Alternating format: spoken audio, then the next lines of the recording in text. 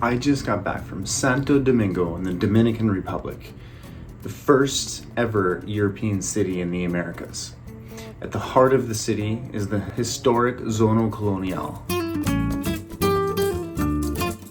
But have you ever wondered why it looks like this? It all comes down to a Spanish rulebook from 1500s that shaped many cities across Latin America. Let me explain a bit.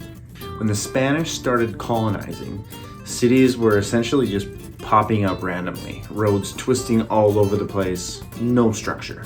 So in 1573, the Spanish crown was like, let's fix this crap. They introduced the law of the Indies. It was a set of rules that said all cities must follow a plan. The goal? Order, control in a European field, even across the world. So step one, start with a plaza. Every Spanish colonial city had a main square at its heart, and in Zona Colonial, that is Plaza Colón. Here we are in Parque de Colón. It's the city center of the Spanish settlement. Basically a rectilinear square where people essentially congregate on all hours of the day, including the birds and the dogs. It was the center of power.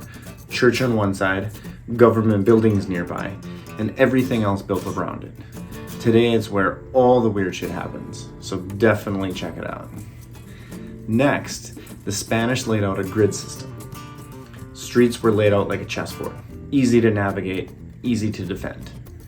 If you walk around Zona Colonial and think, wow, this is easy to navigate, think the Spanish. This wasn't just about convenience, it was about control.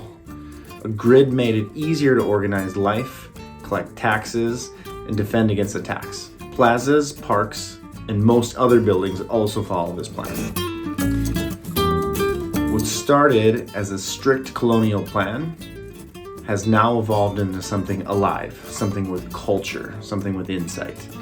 Zona Colonial isn't just old buildings and history, it's full of people, music, and energy. The Spanish designed it for order, but today, it's got a soul of its own.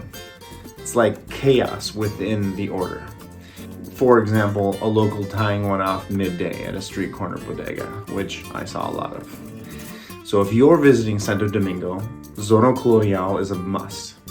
Walk the grid, feel the history, and let the city surprise you.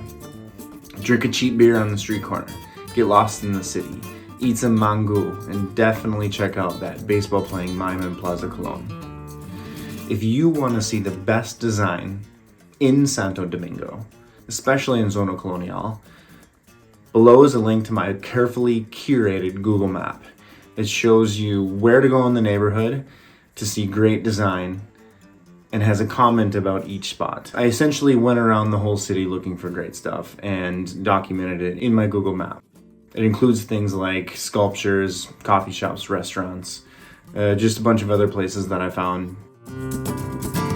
So, hit the like button if you love cities that tell a story. See you in the next one.